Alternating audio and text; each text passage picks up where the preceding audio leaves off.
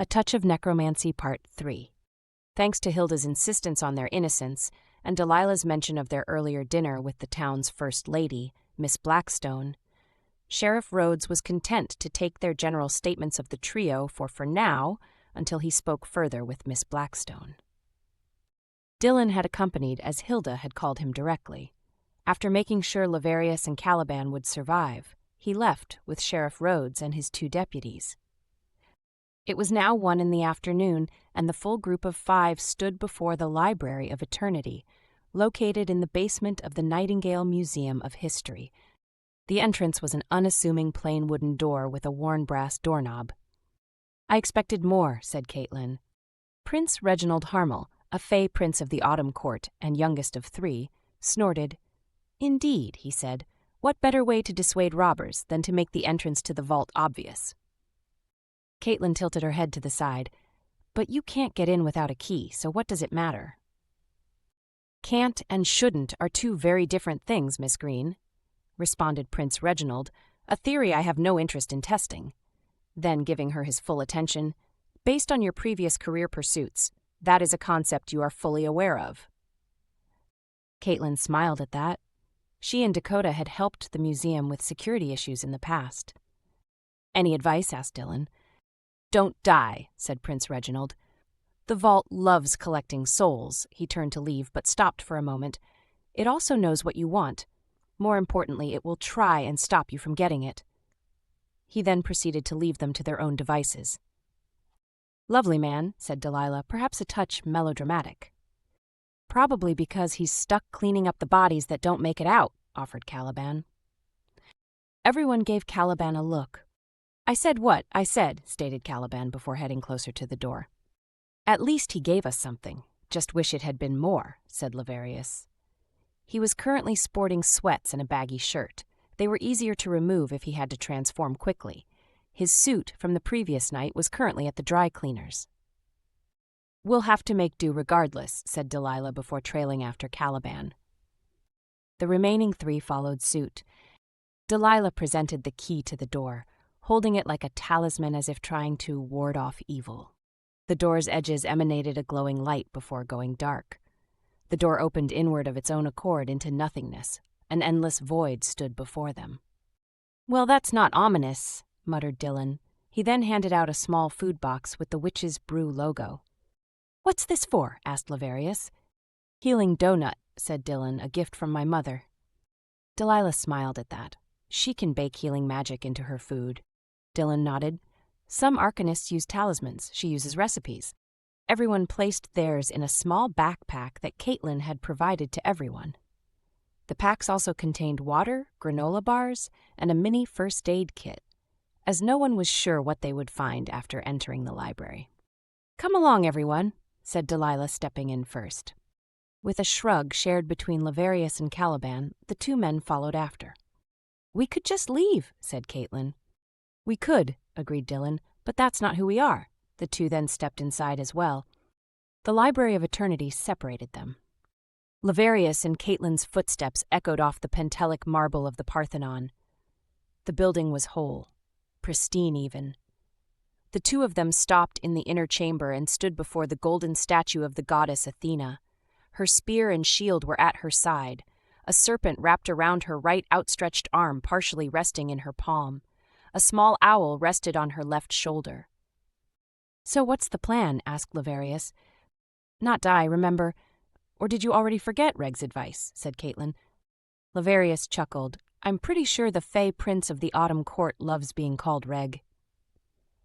Caitlin smiled in return. "Very much so, you can tell by the twitch in his left eye whenever I do it." "The treasure room is next. I assume that's where we'll find the little owl." Laverius began to move around the base of the 12-foot statue. "Is that what the summer court is after?" Caitlin asked. "Also, I took the Greek mythology course for my humanities credit in college, too. I know where we're at."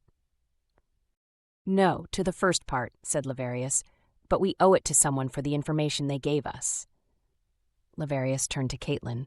"Second, you may have taken the class, but you didn't go on the winter school trip to Greece to see the ruins," said Laverius. When having to choose between seeing ruins of an ancient civilization or skiing with my then-girlfriend and her family in the Swedish Alps. I feel like I made the right choice, responded Caitlin. Besides, she gestured to the Athena statue, kind of a dead giveaway. Laverius shrugged at that. He turned back and started to study two large stone doors. A circular impression resided at the center. "Let me guess," started Caitlin as she came up beside him. "The key's a discus or something?" "I'm guessing her shield," said Laverius as he made his way back over to the statue. But the golden shield by Athena's side was clearly too large and very much attached to the statue's base. Caitlin moved back to the first chamber they had bypassed. The stone was plain, clean, and pure. Most of the building was. The exception was the base of the statue.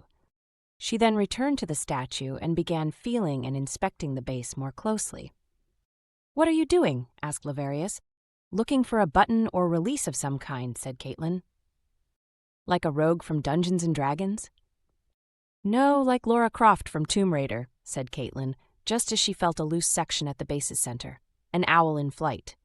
She pressed it and a panel slid open at Athena's feet, revealing a cloth-wrapped circular object.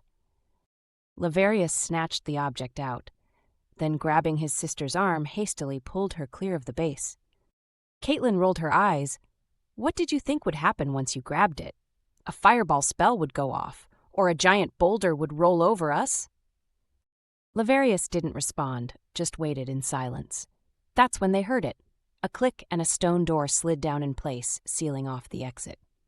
Followed by multiple floor panels sliding open in the dark corners. Another moment of quiet, then the hissing of snakes. Laverius quickly stripped and shifted to wolf form. Caitlin opted for artillery and yanked out her Desert Eagle from her backpack. This is why I wanted a healer," grumbled Caitlin. She noticed Laverius eyeing the weapon. "What?" said Caitlin. "This kitty may have claws, but guns have bullets." "It's a school gymnasium," said Caliban. "What do we have to do to get the Heartblade? Run track." "Is that what the summer court is after?" asked Dylan. "Yep," confirmed Caliban as he walked to the center of the basketball court. His shoes squeaked off the laminated wood. "Powerful weapon, did they say why?" asked Dylan. Caliban tilted his head to the side and gave Dylan a scrutinizing look.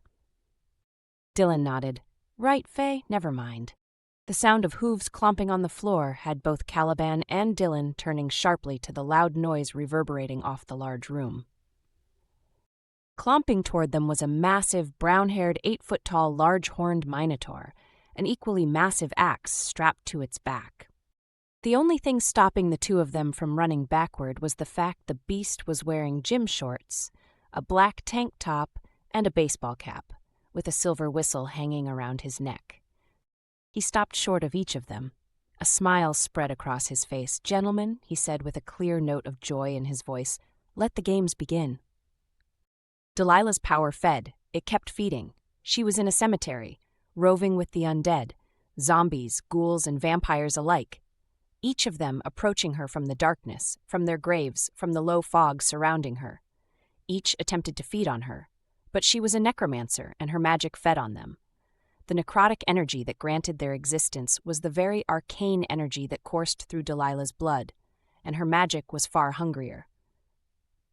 Magic wasn't sentient, but neither was fire, and fire consumed everything around it. Magic did the same. Magic was power. Power always hungered for more power. The vampire sprang from behind and clamped its mouth upon Delilah's neck. She didn't fight. She didn't resist. She merely let her power feed. Oh, how the vampire tried to release its hold on her, remove its mouth from her carotid artery. But her magic wouldn't let him. Her magic coursed itself through his body, ripping away at his very unnatural life force until he was reduced to dust. Delilah had tried to stop it at first, but her humanity was slipping away more and more with each kill. There was a reason she kept company with a werewolf and half-demon. People often thought she was protecting herself from the world, but in truth, she was protecting the world from her. "It's in," yelled Caitlin as she slammed the shield into the indent at the double stone doors. Laverius snapped the neck of another snake. This one was a boa constrictor. The serpents pouring out of the floor were not restricted to any particular region. Some were venomous, others were constrictors. All of them were ridiculously large. Caitlin had used the last of her ammo blowing the heads off of some nasty-looking rattlers, her werewolf nature giving her a heightened reaction time. Laverius was on his last legs. Had it not been for his enhanced healing factor, he would have already died from the bites and venom coursing through his veins. Regardless, his breathing was labored, and he collapsed, no longer able to hold his own standing weight now. The stone door swung inward. After a moment, the floor panel started sliding shut. Caitlin, sensing the danger had passed, rushed towards Laverius, her healing donut in hand, and shoved it in his mouth. After he started chewing and swallowing, Caitlin turned back towards the treasure room. It was as if she stepped into a dragon's hoard. Gold, jewels, art, and trinkets filled the room. Caitlin ignored it all. In the center of the room stood a maple tree with lush green leaves. More importantly, it contained a small, glittering, golden owl fluttering among its branches. Caitlin shifted into her cat form. She was the equivalent of a Maine Coon in size. Kitty was about to pounce. "I am impressed," said Jason. "Most mortals have died by now." Both Dylan and Caliban were breathing heavily. The Minotaur, or Minotaur, as Dylan and Caliban had started to refer to him, had given them a brief reprieve from their last exertion, and they greedily gulped down their water after scarfing their granola bars. Despite Jason's encouraging words, it was clear to both men that the Minotaur was none too happy with the fact neither of them was dead. Caliban had tapped into his demonic nature enough to increase his fortitude and endurance, while Dylan, being a light arcanist, used this magic to minimize his injuries and charge his vitality. Both of them were feeling the limits of their supernatural abilities regardless. They had barely survived the obstacle course from hell. "Well, then, gentlemen, you've made it to the final encounter," said Jason. His natural smile returned. Jason chuckled at their concerned faces. "No more physical exertion. Your final challenge lies beyond that door." Jason motioned his hand, and the double door at the end of the gymnasium which opened of its own accord. A fog poured in from outside. "Well, no more physical exertion like before anyway," corrected Jason. The two of them made to step forward, but then a figure stepped in from outside. Black veins coursed through the pale figure's body. Their eyes were a black, endless void of nothing. Necrotic magic crackled up and down their arms, pooling into their hands. "Delilah," whispered Caliban. Caitlin had the bird in her mouth. She landed on the ground with a thump, indifferent to feline grace. She was exhausted. She now understood how seekers on a Quidditch field must have felt chasing a small, flying golden ball. She made her way over to her pile of stuff and plopped the bird into her backpack. It had gone inert after she captured it, but she didn't want to take any chances. She looked up to see Laverius leaning against the doorframe, human and dressed, eating the last remnants of the donut. He turned his back and covered his eyes as Caitlin shifted back. She dressed quickly and cleared her throat once done. "Ready to get out of here?" Laverius nodded. He no longer felt like he was going to die, but the exertion from the fight and healing was still evident on his face and the way his shoulders slumped forward. Caitlin made her way over to him and offered her shoulder for support. The two of them moved toward the exit. After stepping through, there was a flash. They both found themselves in a large gymnasium, where Caliban and Dylan were busy fighting off Delilah as a large cow watched them. Vida de Armadura, healing armor, cast Dylan as he placed a hand upon his chest and his other hand on Caliban's shoulder. He was unsure if the spell would have any effect, but it was better than nothing. At least he hoped it was. Caliban was about to let the full force of his demonic abilities come through, but stopped just short of doing so once Dylan cast his spell. True, he was immune to Delilah's abilities, but he had made that mistake against the hag the previous night. He wasn't too keen on a repeat performance. Caliban searched the stands lining the walls for additional threats. Nothing readily showed itself, but that didn't mean it couldn't. "What's the plan?" asked Dylan. Delilah was steadily approaching them, hunger evident on her face. "I can shut her down," started Caliban, "but I need to get closer."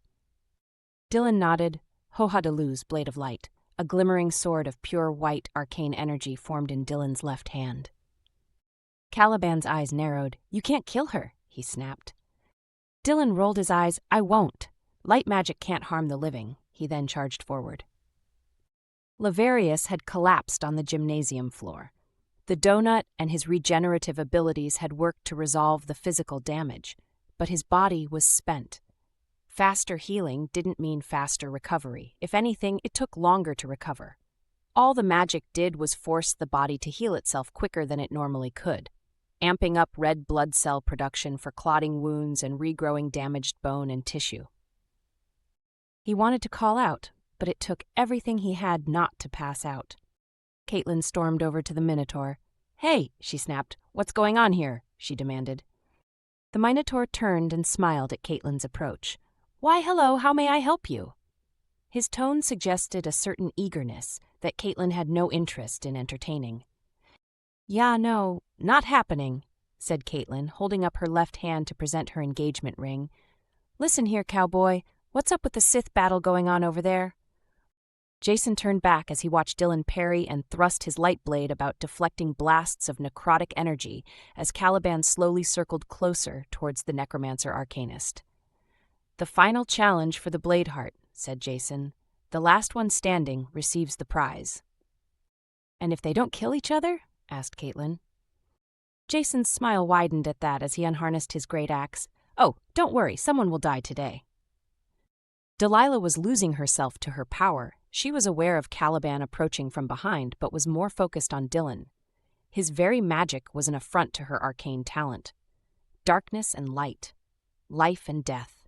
The necrotic energy was desperate to snuff out Dylan's light and then devour his soul within, but Dylan's magic refused to yield. "Tenai shadows," Delilah commanded. Small gates opened up around her and out sprang voidlings, beings of darkness that liked to snuff out the light of others. "Crap," said Caliban as he was closing in on Delilah, as the shadows crossed from the void to their current dimension. Caliban was thankful he still had on the light armor. He may have been protected from spells directly. But summoned creatures were another matter.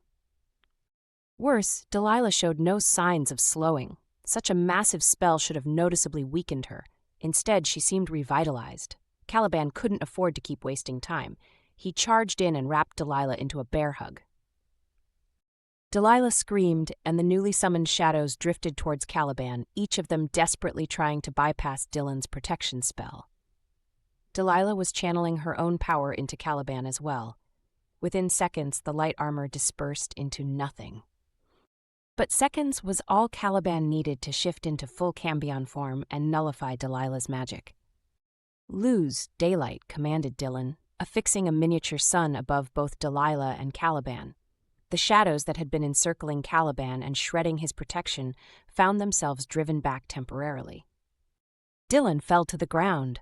The full extent of his power was reached. His armor and blade faded to nothing. Dylan had no more magic to sustain them. The sphere of light rapidly dimmed as well, then vanished. Delilah collapsed in on herself, her power silenced by Caliban's touch. The summoned shadows, which had turned their attention on Dylan, dispersed into nothing as their essences were yanked back to the void. Delilah's lost connection with her magic meant she could no longer keep them tethered to her current location. She took a deep breath, her mind coming back to her. The hunger for power temporarily faded. "I'm fine, Caliban. You can let go." Caliban nodded and released her. He still maintained his Cambion form just in case, but could feel the power starting to seep away. That's when the Minotaur began to charge. Caitlin sprang onto Jason's back and plunged a knife into each of his shoulder blades. He immediately jerked to a stop and screamed out in pain. She planted her feet onto his lower back and kicked backward into a backflip and landed a few feet away. Jason turned to her enraged. "You dare interfere," he bellowed, taking a step toward her. "You said someone had to die," Caitlin responded, as she prepared to dodge out of the way. "I just decided it should be you." Jason took another step towards her, hefting the great axe above his head. Delilah's power was still buzzing within her. Caliban had cut her power off, but hadn't diminished it. Its hunger rapidly grew once more as it began to remanifest itself. Delilah had to diminish the excess power quickly or endanger her friends once more. A true death spell, she whispered to herself. She looked at the Minotaur and smiled. Miles Erdney smirked. Merciful death, uttered Delilah. As she rushed the man-cow, her necrotic power pooled into her hands. It was one thing to drain away someone's life force like the Fey Wolf the night before, but to end someone's existence outright? That was something else altogether. A far greater use of her power. Jason felt the ice-cold touch of death, and then nothing. His body crashed to the ground. His axe dropped from his grasp. Its perfect-edged blade embedded itself in the wood floor. Delilah stepped back, her power sated once more. A peal of laughter echoed around the group as the gymnasium faded to nothing. The group found themselves in a white, empty void. A woman in a white dress approached them, an ornate box held in her hands. That was fun. She presented the box to Dylan and then walked away. "Do come again," she said before disappearing into the nothing. Everyone was silent for a moment. Dylan glanced into the box and found it was holding a pure silver blade. Simple, but elegant. He gave everyone a quick nod. A plain wooden door with a brass knob appeared before them. "Can we go now?" asked Laverius. "I'm tired." "Very good," said the gentleman. "Your payment will be deposited into your accounts accordingly, including the 2 you hired on, as you requested." The trio stood in the odds and ends shop. It had been 2 days since recovering the weapon. Harold stood behind the counter, appearing to be overly invested in his little owl, but was very much aware of the gentleman. "Appreciated," said Delilah. "Hopefully this will be our last encounter, though I doubt my friends and I shall be so lucky." The gentleman smiled at that before putting the case holding the blade heart in his suit jacket's inner pocket. Unsurprisingly, there was no difference in the suit's appearance, despite it now holding the rectangular box. "Oh, I'm afraid I must agree with you there, Miss Starr. You succeeded," he gave a small shrug. "The summer court always appreciates people who hold up their end of the contract." He then started to fade. "We'll be in touch." Everyone stood in silence for a moment. "I could go for some pie right about now," said Caliban. "Same," said Laverius. "Care to join us, Harold?" asked Delilah. Harold's eyes lit up at the request. "My buyer won't be by for another couple of hours. I think I will." Harold was the last out of the shop and locked it, pocketing the little owl and his key. He turned towards the trio as they headed to the Mud Pie Diner. A job well done, he thought to himself. He would have to use them again in the future.